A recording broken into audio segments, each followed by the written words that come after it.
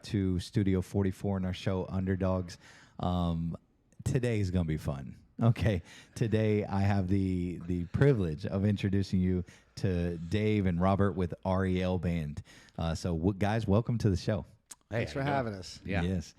Super pumped to have you guys. I know you have a lot going on. We met through a mutual friend, and he kind of put you on to the podcast, and he put me on to you. So I'm excited to hear a little bit about the music. We're going to find out a little bit about the origin, where you're playing. We want to know some of that. But let's start all the way in the beginning. That sound good? So Dave, R.E.L. Band. What does this mean? Well, it started out a few years ago. I wasn't playing drums for a long time when I moved down here, and there was someone from Duke Energy was out hooking up our house, and then my wife at the time mentioned that I played drums, and I was like shocked because I hadn't played drums in like 10 years. I'm a recovering drug addict, alcoholic, so I was trying to stay away from bars and anywhere where there's alcohol for a while because both my parents had just died, so I didn't want to put myself in that situation. But of course, my wife threw me into that situation. I went and tried out for them, and it didn't really work out. And then I was in another band, and once there was drugs brought around me, I quit that band. But the guitarist in that band followed me out. So we were looking to put something together. It was a little different than your normal four guys here in Central Florida drinking and doing drugs and spewing out, music at night that it's just like everybody else's stuff. I'm not saying we're better or different than anybody else. We just wanted something a little bit better, I guess. So we were looking for singers, and we came across a bass player, and then we were trying out singers. It was not working out. We got people coming out and like karaoke, they're reading off a sheet, or they don't want to be in band unless it's corporate gigs. It was just one thing after another. And then me and my wife and the bass player went to County Line Smokehouse, and we saw this girl doing background vocals. And I thought she was married to the singer who was singing. And my wife said, you should go up and ask her if she's interested in joining your band, because we were having no luck whatsoever. So I went up to the stage and I asked the dude, I was like, yeah, you mind if I talk to her a minute? And because I thought it was his wife.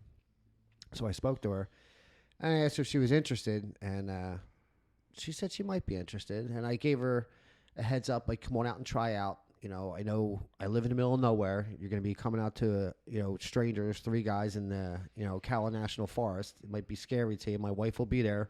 If it looks scary when you pull up, just keep on going. It's a loop street. You can just take off and you can feel secure. But she came only because my wife was there, and then she was definitely interested in the band. So when she wasn't paying attention, the band's name was Ground Control at the time, and I wanted her to stay. I wanted her to be our lead singer. So I went ahead and changed the name to the R.E.L. Band, and I already had business cards printed up and a banner printed up. So she had no choice but to stay, because I just stroked her ego and named the band pretty much after her. So she had no choice but to stick with us. So that's kind of how the R.E.L. Band came out. R.E.L. is R.E.L. But if you read her name, it looks like Ariel, but it's pronounced R.E.L. Nice. I see what you did. So it's a pun on words. His genius of the three letters, R.E.L. It's a pun on words. So we went that way, and, we had another guitarist, and, things just, not everybody, it just doesn't work out too well. You get to hang around with someone for a long period of time. We played for about a year and a half with the original guitarist, and things just didn't work out. And it just so happened that guitarist quit, and this guy sitting next to me, Robert, had just quit a band, and he'll tell you his story. And then it just so happened we need a guitarist, and he was a perfect fit. And so he's been with us. It'll be year May 13th. Robert's been with us, and he's coming up on our 100th show playing with us in about 3 weeks. It'll be his 100th show. So we got a couple anniversaries coming up. Yeah. So 100 shows. Interesting enough, if I was to assume, I thought the R.E.L. was the initials, the beginning of each person's name, because I'm like, okay, Robert, well, where's the D? Like, there's no Dave in that. So, okay, very good. So we're getting there. We're getting there. Robert, what has been your experience in the band so far? Like, what do you love about it? What's your favorite part? Oh, my favorite part is just doing different music that I've never played before, that I thought I wouldn't ever dream of, being in my repertoire of, playing from No Doubt to, a lot of other chick songs and stuff. I was more classic rock. Dolly Parton. You played Jolene? Yeah. Oh, there and then and then we go into some we mash that up with some Pink Floyd. So Yeah. and then go back into the Jolene. But yeah, I'm playing a lot of stuff that I never thought I would ever, pick of my own to play, and I'm having a great time doing it. Yeah. That's great. Now, I was going to wait till a little bit later, but guys, they're playing Leesburg Bike Fest 3 days. So tell me a little bit about this, Dave. You were saying like you guys are playing like some major spots where the people are going to be. Sorry, there was something walking I down get the it. street I there. get it. I'm a sucker for blondes. Sorry, Lori. Lori's my wife, but she knows I'm a sucker for blondes. Tomorrow night is not the official kickoff of Leesburg Bike Fest, but it's the RV park, Windy Acres RV Park, and most people that are coming from out of town stay at the RV park, sleep there for the weekend, and we are playing there from 7 to 11 on the fairgrounds area. Last year was the first time they actually had a live band on a Thursday night while people are loading in their RVs and getting settled in for the weekend. And we started playing there. There was only like 4 or 5 people in the bleachers. By the third set, it was packed, and then they wanted us to come back again and open it up, Bike Fest again on Thursday night. So that's what we're doing tomorrow night at the Windy Acres RV Park. So that ought to be interesting. And there's a lot of bare naked breastises there. It's very very strange. People were taking their tops off for no reason. And I thought this is one I expected. I was going to say it's on a Thursday. Thursday, usually don't take your tops off till at least Friday night. That's what I was going to say. Like Thursday's blood alcohol level's got to be like 0.20 for that to happen, but not there. That's a little early, you know what I mean? But it's Bike Fest, so there's kind of no rules. In Florida. In Florida, yes, the freest state of the country. Sometimes it just gets a little more freer. Okay, Yeah. So tell me a little bit about the music, guys. Like, what do you write some of your own songs? Do you play a lot of cover songs? Like, what's your favorite genre that you guys are really tapped into right now? Gee, whatever genre we play, we're gonna rock it. Yeah, we're definitely kicking up a notch if it's not, if it's poppy or. So when we're talking mashups, we're talking you could take just about any song and add your flavor to that, Correct. And it's going to bring it into that. Yeah, it's usually a little faster, a little more upbeat, a little heavier, Very cool. We're not like Metallica making, like a Metallica thing, but it's, a pop song has definitely got more punch to it when we do it, yeah. That's awesome. So for our listeners, where can they find your music at? Where can they listen to you the easiest? Well, right now we have we only have we have a video on YouTube that's kind of like little 30-second clips of our songs. It's about 5 minutes long, and we just use that to win Battle of Bands with Wind FM. We just won that last 2 weeks ago, right down the street. Congratulations, guys. And our Facebook page is all we got going at the moment. Gotcha. So on our Facebook page, there's multiple videos from fans who've taken videos at our shows, and they'll post it on there. So there's a lot of videos, and sometimes we'll pull them down because the audio quality is just not really portray what we sound like. So but a lot of people do post some good videos on there, and Robert put together a 5-minute demo of, like he was just saying, like 20-second clips of various different songs that's on there as well. And we play out every weekend. So if you really want to hear us play live and support local music, come on out to one of our venues, check our site out. We're always around between, here in Ocala, all the way down to Leesburg, and pretty much, like a 60-mile radius. We're playing somewhere every weekend. Plus, 3 of us host Open Jam at the Fox Crossing every Sunday. So you get to hang out with us and other local musicians where, people all get together and find fellow musicians to do things with. And, there's a good camaraderie. Like, there's no backstabbing. Like, we'll post, other bands on our site of their upcoming shows. Just how it is. It's a great music community for Marion County. It's a really good music community. Yeah. Very cool. So what is the website where we can find you guys? There's no actual website, just the Facebook page that we have. Okay, gotcha. And it's R.E.L band, and we're constantly posting where we're at, the times, and we're really busy, so we're always. All our information can be found there. Very cool. What is the coolest place you've ever played? Think about that one. And it could be with this band or with previous bands. What's the coolest show that you've ever done? Well, I would have to go out of this band for that one. Me but too. That's all right. We're not going to offend It's nobody coming in the up. band. We haven't done it yet. The coolest show that I would be doing is what we won, but we haven't done that yet. Oh, for at the O'Reilly Center. We're going to be playing the Riley Center. So, but for me, I opened for Classic Rock All Stars, which was this band that had one member from a bunch of different like Southern rock type bands, and they were called the Southern Rock All Stars, and it was in Eustis at an amphitheater, and I played it's probably my best paying gig for the least amount of time also, because we just opened for them for 45 minutes, and it was probably one of the biggest crowds that I've played for, and nice amphitheater. It was really cool. Very right cool. on the water, yeah. Dave, how about you? Well, excuse me. I'm from the Philly, New York, DC area, so there was a lot of spots in the 90s I wanted to hit as a musician, like playing CBGB's was just a thrill.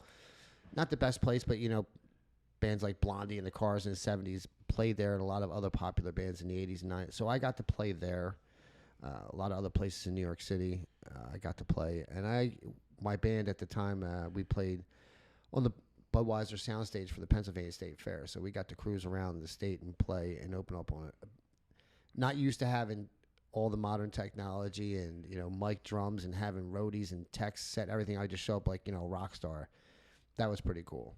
But as this point in my time, a lot of the shows we've had recently, we played Blueberry Festival out in Groveland, which was in front of a lot of people, and we bring our own sound system. So upgrading our sound system, make it sound the best it possibly can be. We even have our own sound guy now because we play some good music, and having a good sound person making us sound really good. So not one person in this band is responsible for the sound. I used to do it, and it's difficult for me to be objective and have everybody sound perfect when I'm behind the drum kit. It's impossible to do. So, but we've had a lot of good shows. We played at the Silver Spring State Park for someone's wedding. We were up on that big stage, that pavilion there.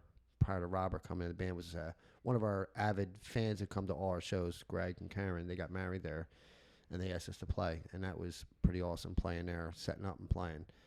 But we've had a lot of good shows, and I want to go back to that one thing you asked about, genres of music. I remember when we first got Robert, and there was a lot of new songs that he wasn't going to know. There's a song called X's and O's. I think it's by L.E. King. It's more poppy.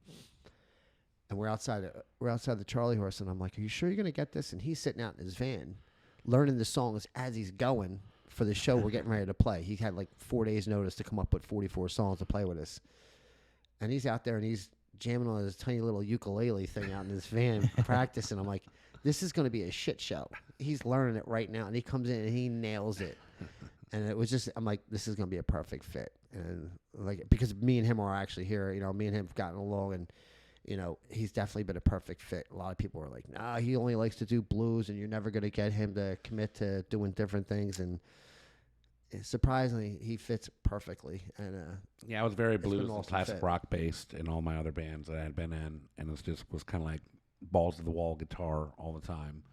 And and everyone's like, you're gonna have a hard time ringing him in, and not being less of a jammer. And but no, it's kind of exactly what I needed. Yeah, it's interesting, especially with a band. You got to fit in. You got to find your place at the same time. The band is going to decide whether you fit the bill or not. Because if not, they kick your butt out of the band, and now you got to go find another band. Right. So I wanna tell you guys a little story. I went to First Avenue in Minneapolis, right? And I happened to hear the band Yellow Card for the first time. Mm-hmm. Now, Yellow Card was not famous yet. They were literally giving out a 3-track sample CD. That CD, we're dating it, a CD for $5. And that was the big thing of the night, because they went up and they killed it. Now, this is my first time in Minneapolis, first time at First Avenue, first time seeing Yellow Card. Then I'm in Pensacola Beach, and I'm walking down the beach, and we get to these sets of dive bars. And the final bar of the night, we had done 2 or 3 Irish car bombs. We get to the final bar of the night, and there's this dude jamming with no shoes on, and it ends up being like no shoes. Dude's not wearing a shirt, some tattered jeans, and he's just killing it. Ends up being the Revivalist. They were not famous yet, Right. and I was like We play one freaking of their Yeah, we songs. played a Yeah. song by them. Yeah. amazing, right? Yeah. So I'm freaking out that I'm meeting. This is all post that I met these people before they were famous. So I want you to think about in your music journey, who is the most famous person you've ever met that you were actually like, if you've ever gotten that celebrity shell shock, you know what I mean? Who's that? Well, for me, it's this guy Eric Gales. He's just this guitar virtuoso type guy, and I friended him and his wife on Facebook, and my girlfriend got me tickets to a very intimate show in Sanford, and I had this rapport with him online already, and then it was after the meet and greet, and I'm like, hey, I'm Robert Henson, and his wife was like, oh, I remember your name, honey. She's like, you wait right here, and then me and Eric can have some time with you. So, I had a couple drinks, and my girlfriend videoed it all, and I'm just like a 12-year-old girl meeting Justin Timberlake. When I listened to it back the next day, I was just like, oh my gosh. But Yeah. I was pretty confident that day, and I told him, hey, within a year, I said, me and you are going to be jamming on the same stage, right? Yeah. In my drunkenness. And a couple months later, I was one of 40 people invited to go jam with him up in Carolina. So it was December 2019, right before COVID, and I went up there and got to jam with him for like 4 hours. And it's like, cool. to me, it's like, the biggest guitar guy for me, you know what I mean? Yeah. So that was it for me. That's for called called liquid courage, by the way. sure. Correct. Yeah. It that's worked good. though. That's good. Dave, how about you? Boring. I wouldn't say I've met anybody that I've gotten like a 12-year-old for Justin Timberlake. I just haven't, and I've been around. In a previous marriage, I was all over. Traveled all over the place. I haven't really met any musicians I admire and respect all musicians, but I can't think of anybody that's that famous that I've met. I mean, I know my ex-wife was gaga when we met David Hasselhoff on a beach in California. The Hoff. I mean, But technically he's a aside from that- musician. That's Yes, right. he is, technically. Yes, he is. In Germany, I heard he's huge. Yeah. But when I really wasn't focused on Mr. Hasselhoff on the beach. I was focused on the other cast members when we were there. Right. And It's adding but I up. really haven't It's met adding up. anybody that really struck it to me like that at all. Gotcha. And that's totally fine. You never know what life's going to bring you. You never know how you're going to act when those Yeah. people get in front of you either. Like, it's just that idea of celebrity. Right. It's what we make it. You can either do the 12-year-old little girl version, or you can do the I'm sure the liquid courage helped. you can do the Chill Dave version. You know what I'm saying? That's totally fine. Everybody's got their sauce. I didn't know it until I watched the video the next day. I'm like, oh God. Yeah. That's what I look like. Yeah. Man. I mean, you guys remember like pre iPhone, pre cell Oh, phone, yeah. Oh, yeah. right? Yeah, me too. I mean, there was no evidence back then. You were correct. Like, they couldn't even process some of the pictures. You know what I'm saying? Yeah. They would turn those away. I thank So- God that there was none of this stuff around when I'm 52. So, we didn't really walk around with, cameras. You had the Kodak disc maybe back in the day, but by the time you took your crappy picture, took it to the frickin' photomat, had it developed, and out of the 36 pictures, 2 were good. Yeah. There's no, thank God, there's no, A record. record of any of the crap There's I did as a nothing. teenager. There's Nothing. no evidence, guys. Correct. People's Oh, memory. And in today's day and age, I could just deny it, prove it. Yeah. There's nothing. You just allegedly. I have to Allegedly, love that word. allegedly. I have to let my boys know, everything you do online is there forever. So Yeah, watch what exactly. you do. Exactly. So now that we're talking about, where you played, some of the bigger events, love the fact that you're playing Bike Fest in Leesburg. That's exciting. The final question I have for you guys is, if you could play anywhere in front of any one or any crowd, is there an existing show that you would want to play, or would you create your own? And what does that look like? Dave, we're going to start with you this time. That's a big question. I was always taught don't expect too much and I won't be let down. So my high hopes are this next show we got coming up, we're actually not playing to people that are coming out to drink or they like the food there or the atmosphere. Yeah. At the R.E.L Center, we're opening for In the Light Led Zeppelin tribute. I would love to have our own music and we're on the big stage and we're the actual main act. I would imagine what that would be like. But, for a goal that's achievable right now in my lifetime is this is going to be a good show. A lot of people coming out to see a band that I idolized as a kid and still do today, Led Zeppelin. And so opening for people that want to hear that kind of music and our music that we've tooled, even songs that are pop music like Dance Monkey and X's and O's or, Royals, songs that are really wouldn't be on classic rock. They kind of have that feel for us. So we're playing in front of a crowd that want to hear like classic rock. Yeah, that's they're not there at a came bar to hear, and we're opening for them.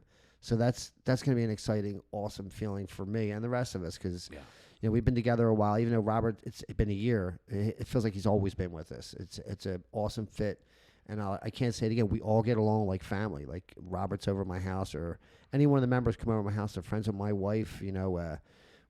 We eat together, we share things. I'm comfortable with any of them around them. But as for a venue, this is in August 5th. That's at the R.E.L Center, and that's what I'm looking forward to. That's where my goals at right now. I try not to, don't expect too much, and I won't be let down. Kind of attitude is what I have. So, gotcha. That's where I'm at. Thanks. Very cool. I seen David Gilmour's Pink Floyd probably like in '94 in Tampa Stadium, and I just remember the speakers that they had set up on, four sides of the stadium and then the speakers on the stage. And he just like hit this E chord that was just like so gigantic. And to me, I want to be plugged into that one. You know what I mean? That's always been like, oh man, that's got to be amazing. So something in the stadium with just crazy sound and then, you're plugged into it. You just got to hit that E chord. Yeah. That's all. Yeah. Well, very good. Dave, Robert, thank you for coming on Studio 44. It has been a pleasure talking with you guys about R.E.L, the R.E.L band. I'm excited for Bike Fest. I got a lot of friends that are coming down. I'm going to definitely be able to tell them to come check you guys out. Is there anything that you'd like to say to the audience on our way out? Wasn't prepared for that question. How about you take that one, Robert? No, I'm just I thank you for this opportunity and this I've never got along with. There's a better bunch of people. We got Frank on bass and R.E.L on vocals, Dave on drums.